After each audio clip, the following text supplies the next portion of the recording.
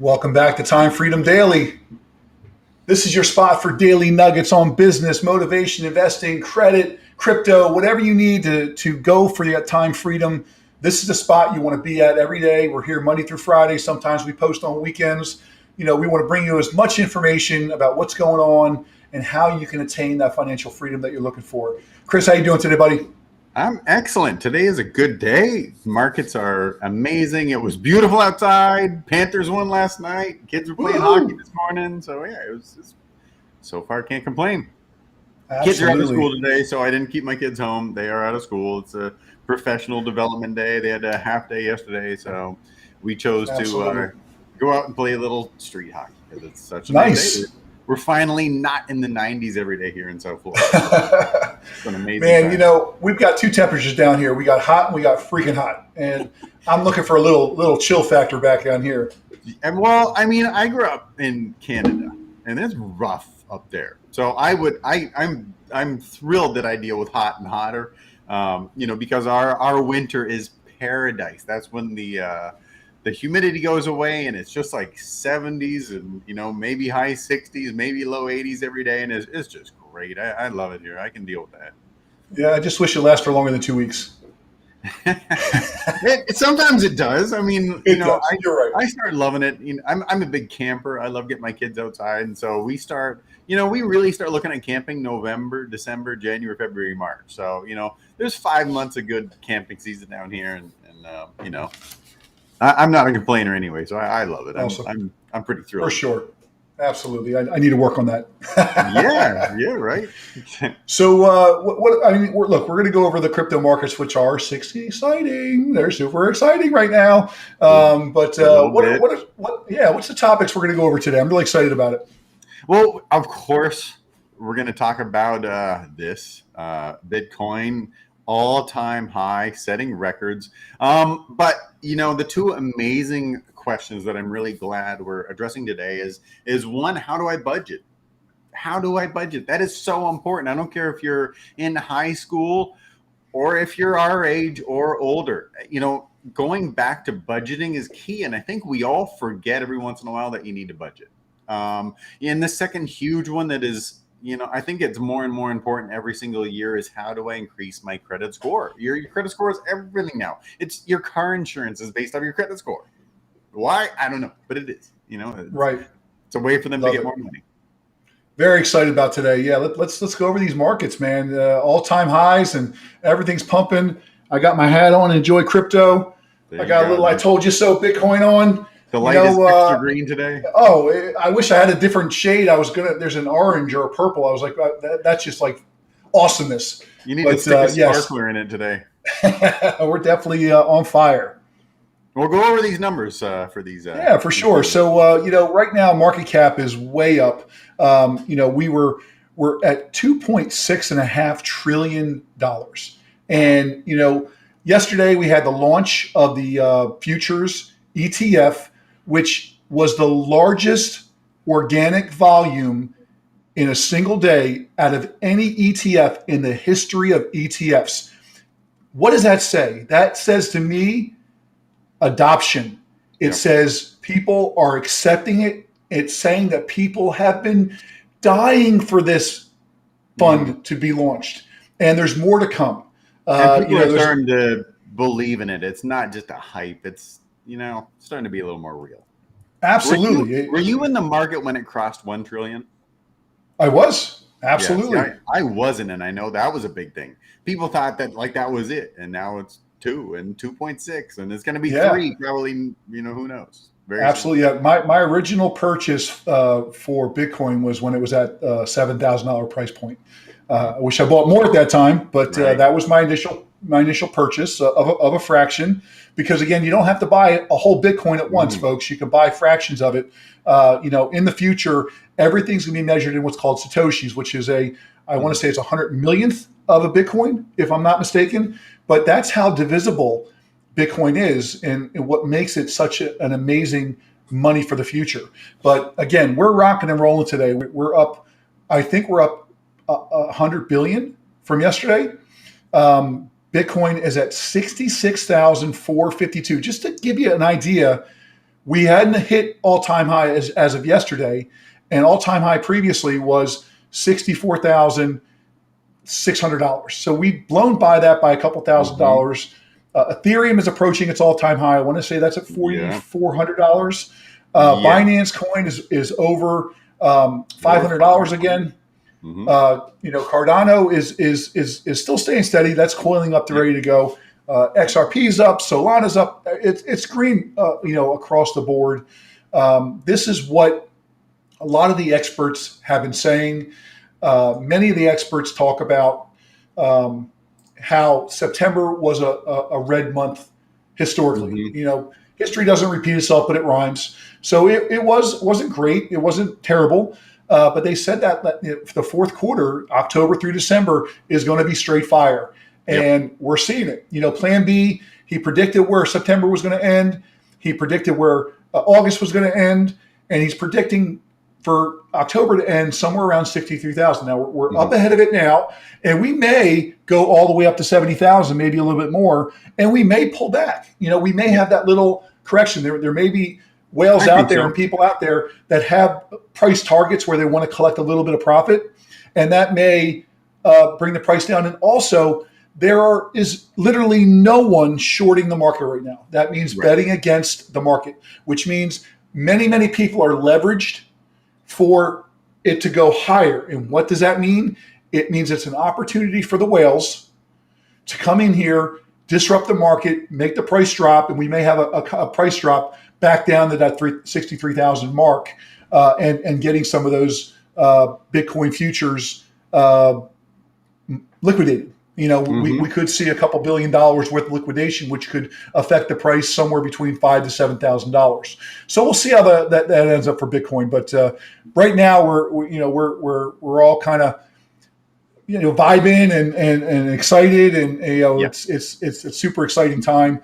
Another Bitcoin ETF is going to be launched. I want to say it's starting either today or tomorrow. That one was originally called BTF, and there is a acronym, which I won't use their actual term, called BTFD. And it's funny that this company actually just changed. Yes, they just changed their ETF ticker symbol to BTFD by the flip and dip. And that was a PG rated comment there, if you can understand where I'm going with that. But they did it as a marketing ploy. They know they're getting approved, but they know that the market is younger people, more people that are kind of hip to those type of things. And which one do you think they're going to want to buy?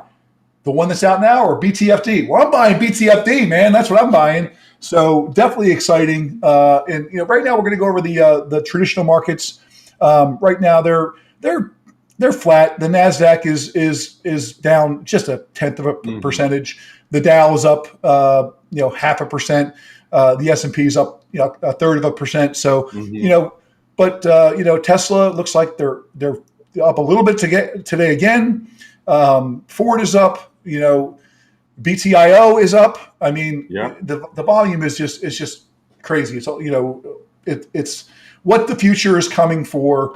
The cryptocurrency market is amazing, and traditional markets right now, as long as the government's printing money, the market's going to continue to go up. When they stop that, you got to be able to position yourself to be ready for a pullback.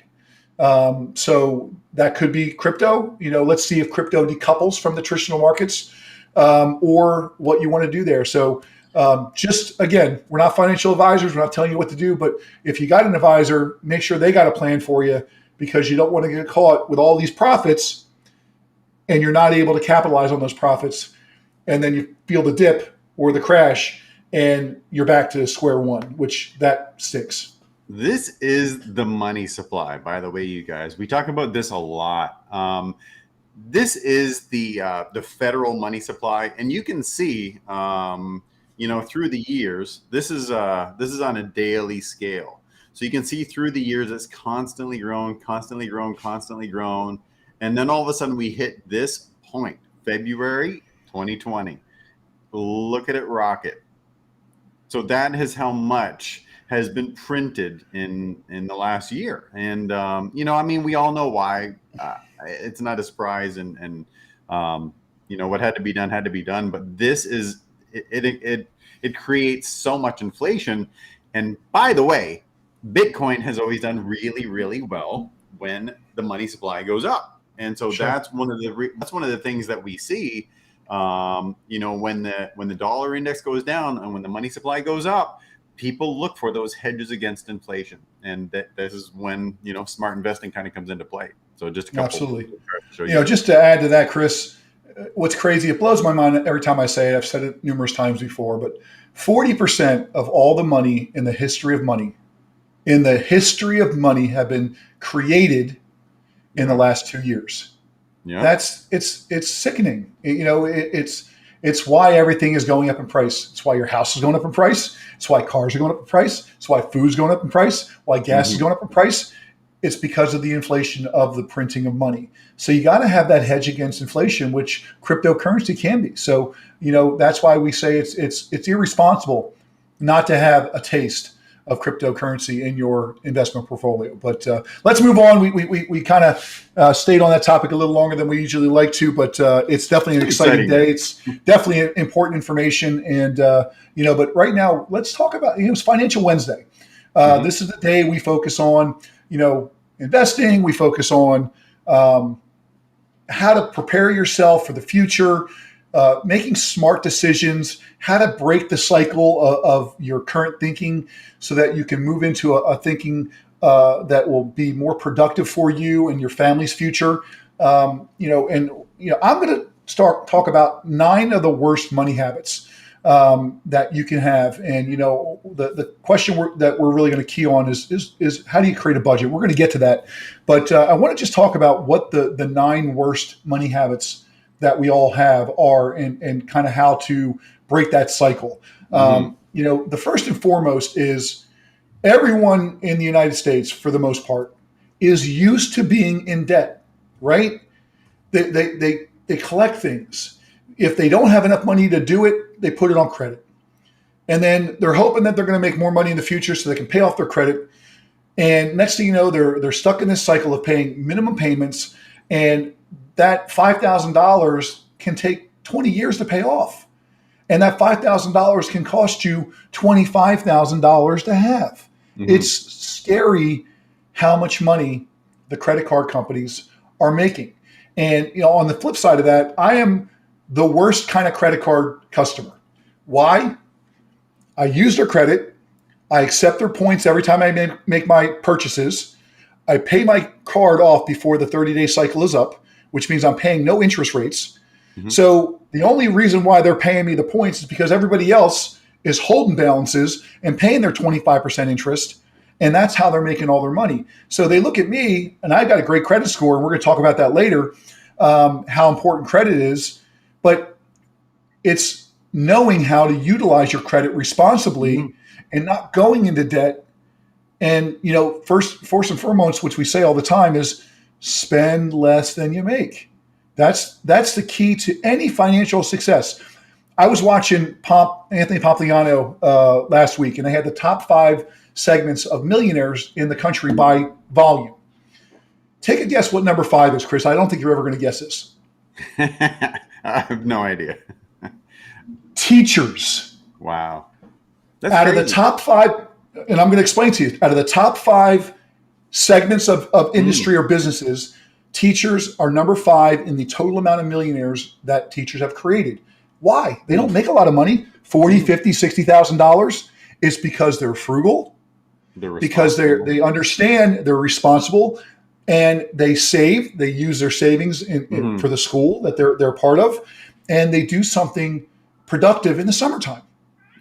So out of the top 5 teachers are the number 5. It's absolutely amazing. So get used to not being in debt. That's what you need to do. You need to break that cycle, and you need to make sure that you're paying down those debts first. If you've got 25% credit cards and you've got $5,000 or $10,000 worth of balances there, pay them down first, right?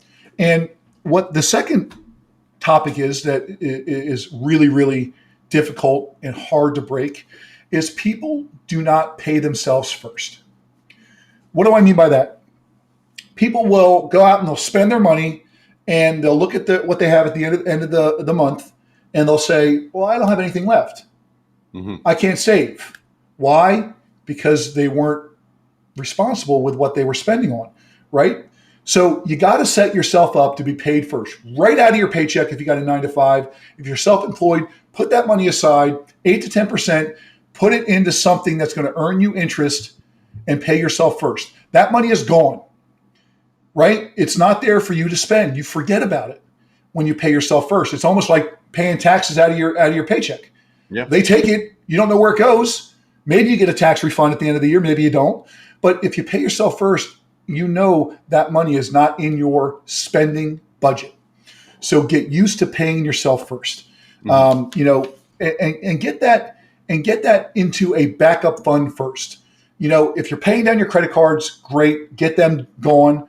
Once you're done paying your credit cards down, start a backup fund, right? You need to have 2 to 4 months worth of reserves in an interest-bearing account, whether it's in a money market, whether it's in USDC crypto where you can earn interest on it. Get it somewhere where it's earning you interest, and you can utilize that in case you lose your job, in case you got a medical expense, an emergency that you have to go to. You got to travel somewhere for a funeral or something that you don't have access to. Instead of putting it on your credit card at 25% interest that you're going to start paying minimum payments on, get yourself the backup fund first. 2 to 4 months worth of reserves, and get that done first before you start saving and investing in the future. Once you've got that backup fund, whatever you feel comfortable with, that's when you start using that 8 to 10% every paycheck to invest. And again, we talked about that. S&P 500, ETFs, stock market funds, they're going to get you on average every single year 10%. So get it in there. Sometimes it's 30%, sometimes it's negative 5%. Just get it in there and forget about it and let it do its magic. Over 20 years, you're going to have that compounding interest in there, earning you money for your future, right? So fourth is right where we need to be with answering our question. If you don't know how much you're making and how much you're spending, you're lost, right? You got to have a budget. And it's 100%. Simpler than you think, right? Chris, let's bring up a couple of those pages. Let's bring up Mint. These are simple, free accounts that you can set up that will manage your money for you. They're budgeting software. So you can go here.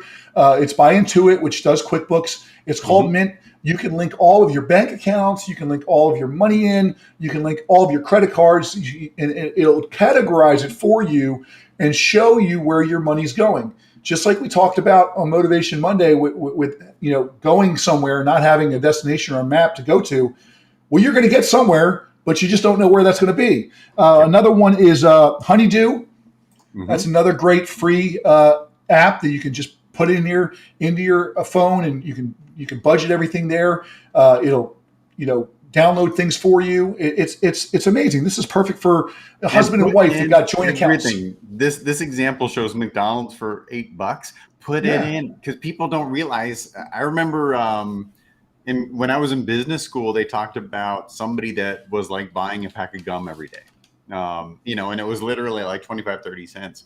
And they had that habit and some other habits. And once they started realizing what all their habits each day represented, it adds up to a huge amount of your income each month. And so, put in everything. Absolutely. There's many out there. Search out there. Go to Google. You can go to NerdWallet, and they'll give you the top 10 budgeting softwares. There's many other populating sites. You can go on Google, type in what you're looking for, and you'll have many websites out there giving you examples. Just be careful. Some are sponsored and stuff like that. So, just make sure you're reading reviews and understanding. But this is super important. If you don't know what you're spending versus what you're making, you're never going to know, am I spending less than I earn? Right. This is so important, because then you can start to see, oh my gosh, I spent $100 on fast food. I spent $60 on coffee.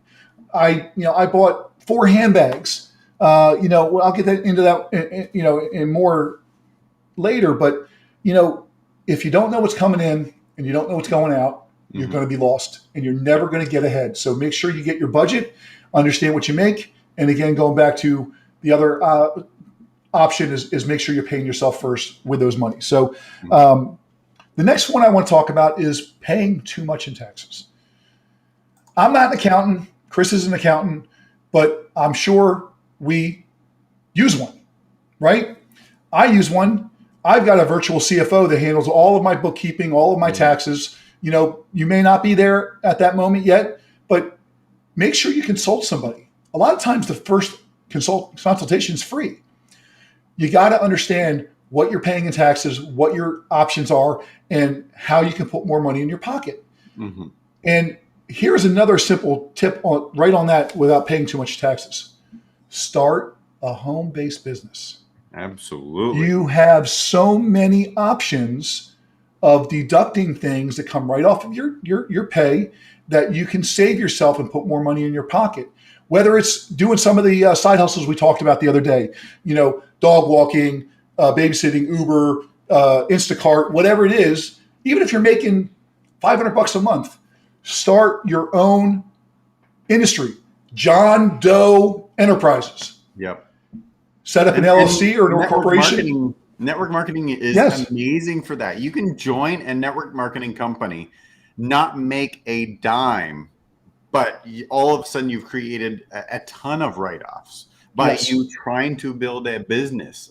Your cell phone, your dry cleaning, your haircuts, your car, your gas, your house, your internet, and the list goes on and on and on and on. Like absolutely. Just by joining a network marketing company.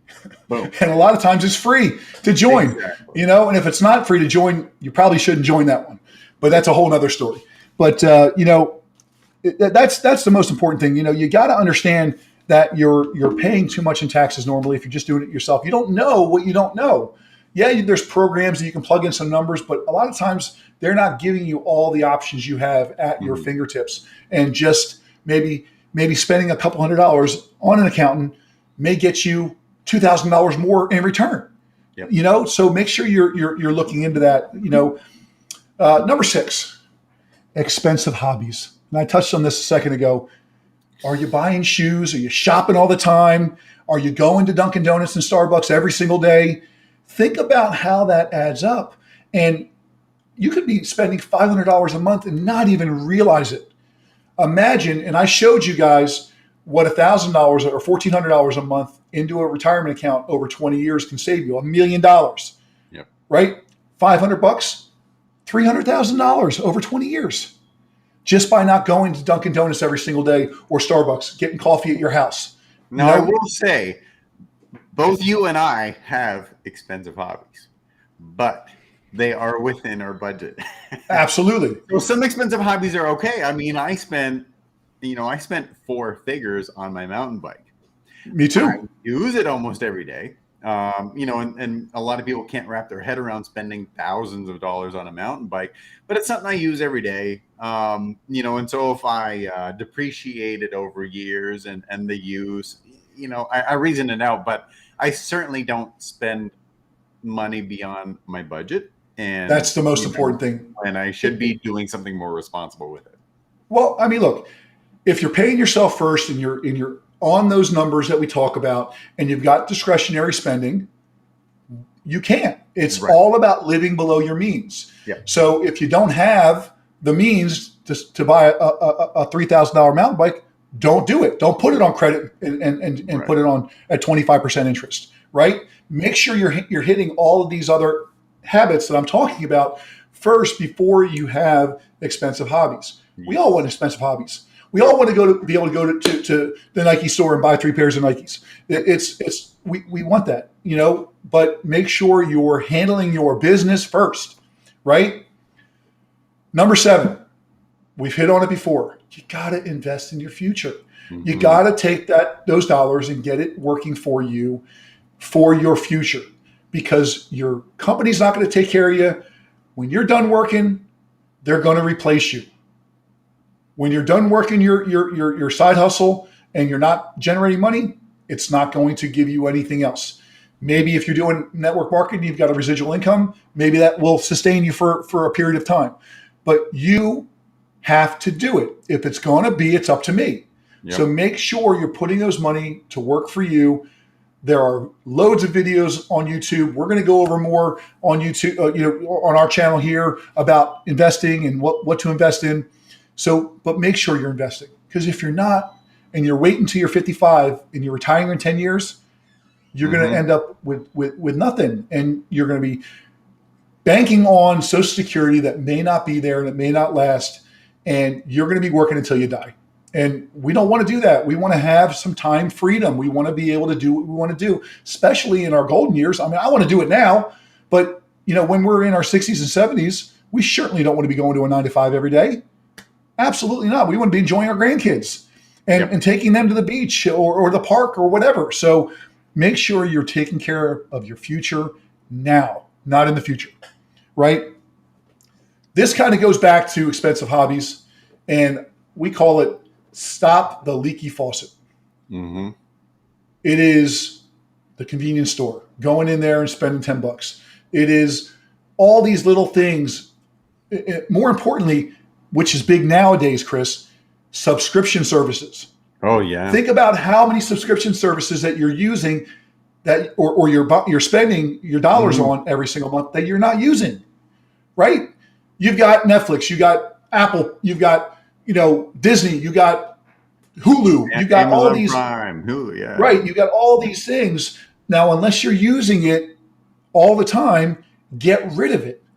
And there's actually apps out there. I don't have one up to pull up, but there's apps out there that will go into your accounts and figure out what you have, and will put them all out there for you. And you can figure out, okay, well, I don't need that one. I use that one. I don't need that one. I don't need that one. I don't need that one. You got to stop the leaky faucet. Storage Bank fees. Facilities also. Yes. Yeah. Bank fees. The banks are charging you for your money if you don't have a certain amount of money in your account. Or if you go overdrawn, they're charging you $35, and they may refund that once, but if you do it twice or 3 times in the same month, they're killing you. Sorry. Bank fees could be thousands of dollars a year if you're not responsible. Yep. Stop the leaky faucet, right? And last but not least, and I know Chris wants to get into his topic here, people don't care about their finances. Mm-hmm. Start to care. No one else is going to care for you. You got to get in the mindset, get rid of the mind trash that, oh, I don't make enough or I don't do anything. If it's important to you, you'll find a way, right? If your child is lost or missing, you're not going to stop. Why? Because that child is important to you. Your future should be important to you as well, because it's not just your future, it's your kid's future. How would you feel if now your kids are having to support you as an adult? I mean, I don't know how that would make me feel. Mm-hmm.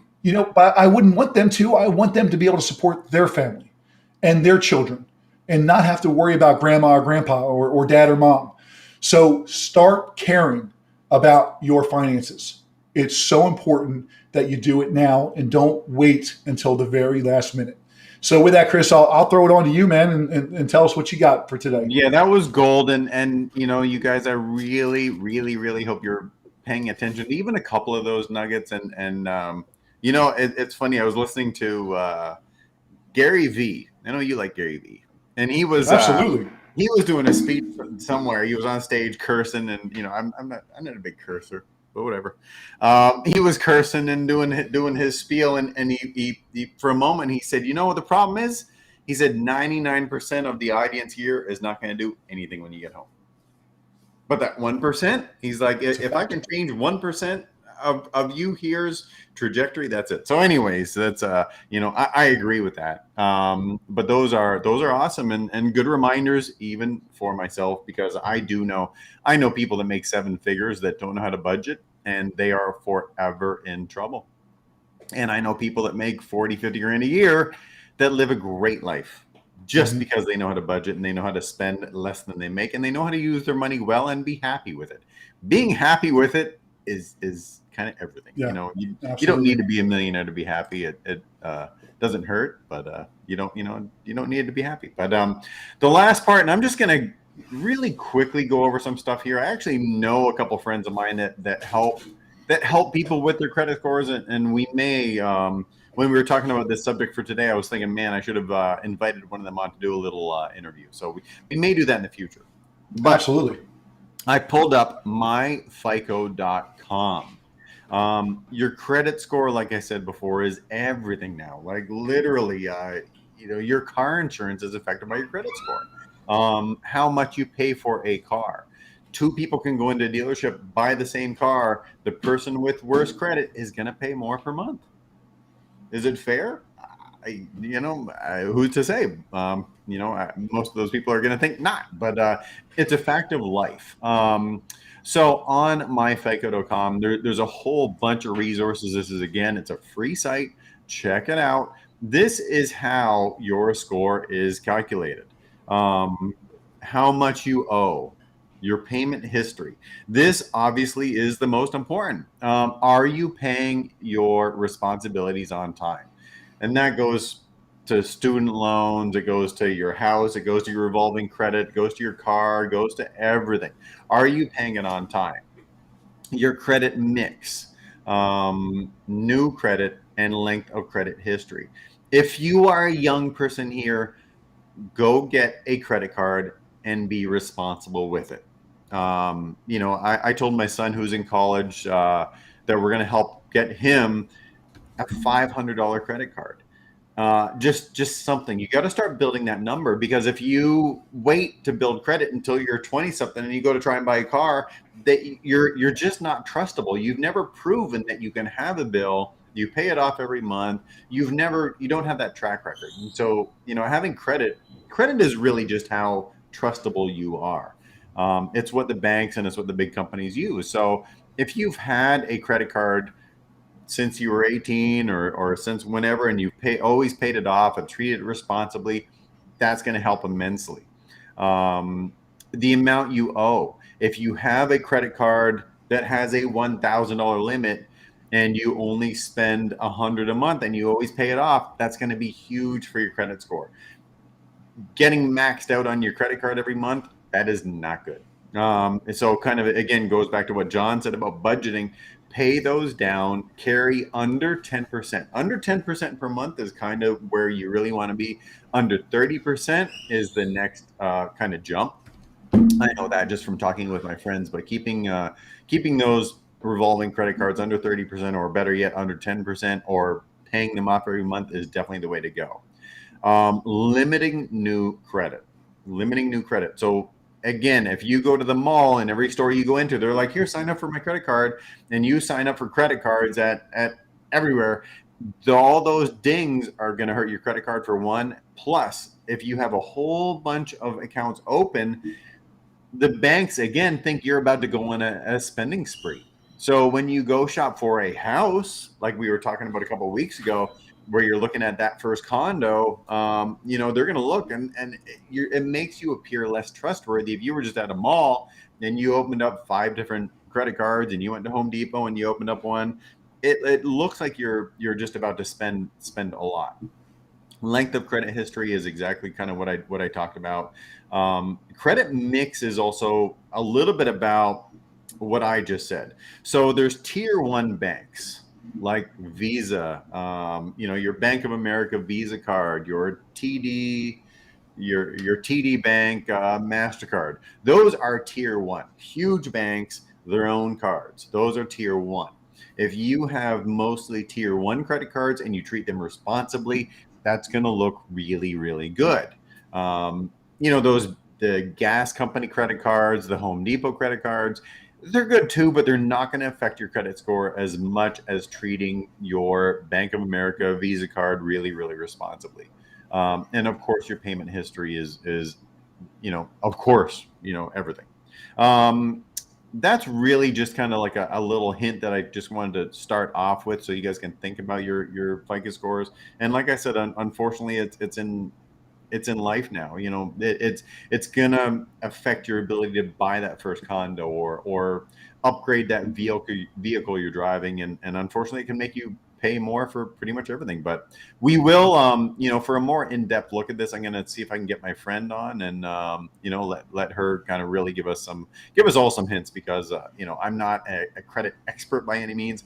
I'm aware of my credit. I'm aware of things I can do to help it, like paying my bills on time and not going nuts. But like I said, it is all part of the world we live in today. Absolutely. I just want to add a few things, just a few tips that I've learned along the way. And yeah, I can't wait to have, your guest on and get really in depth and everything. But, going back to credit card history, your history in the length of time you've had your credit card, some people will go and they'll pay off a credit card and they're so excited and they call the bank up and I want to close my account. Mhm. Don't do that. Just cut up your credit card, throw it away, leave the account open. Because that length of time is really, really important. When you close a credit card account, it now lowers your available credit line, which then makes whatever you have open more substantially leveraged and looked at than if you had, two other credit cards that were open with a zero balance. Right. So make sure you close out those accounts. And another thing that I learned along the way that for a nice little pop in credit is if you've got a friend of yours that has credit cards with large limits, get them to add you to their credit card. You don't get a credit card, you don't ever use it, but you're now an authorized user on their credit card, and that looks good on your credit. So if you're looking for a quick pop, get one of your best friends who trusts you and knows you're not going to get the credit card and use it. You're not a user on the account. You're just a credit card holder. That will look good as an open line of credit on your credit score, which will help you increase your credit score. So just a couple of things here I just want to add to that. Yeah, no, for sure. And that's a good point. If you do need a quick little bump, do that and then be aware of when it hits your credit score.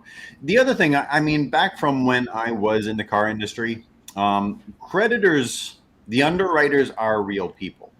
And so when I used to work for Audi and Porsche, pretty high ticket items, and we would have somebody come in, fill out the credit app, the computer may say, no, or they may say, well, we'll give you a tier 4 or a tier 3, which is really high credit, and on a big purchase, it can mean a lot. It can mean a $200 difference in monthly payment. But there are humans there. And if you've been responsible and if you've made all your car payments on time, going back years, even though you may have had an argument, you might have had a hospital stay and not paid that bill because you're arguing with the emergency room or something, and that dinged your credit.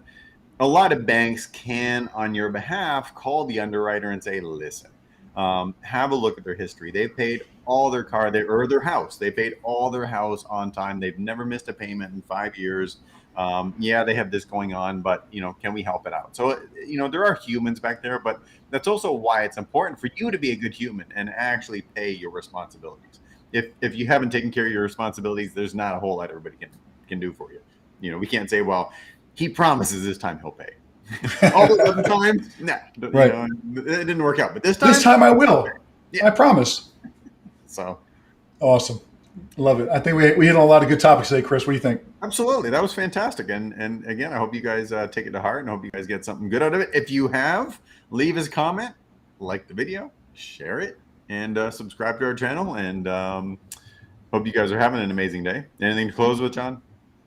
Nope. Just make sure you tune in tomorrow. Tomorrow's going to be Side Hustle Thursday, and we're going to talk about some more side hustle opportunities and how you can earn some extra money from your home or whatever you want to do that's not your 9 to 5. So make sure you tune in tomorrow. And I'm traveling to Vegas tomorrow, so we'll see. Maybe I'll spot appear from the airport on my way to Vegas. But Awesome. hope you guys have an amazing day, and talk to you guys soon.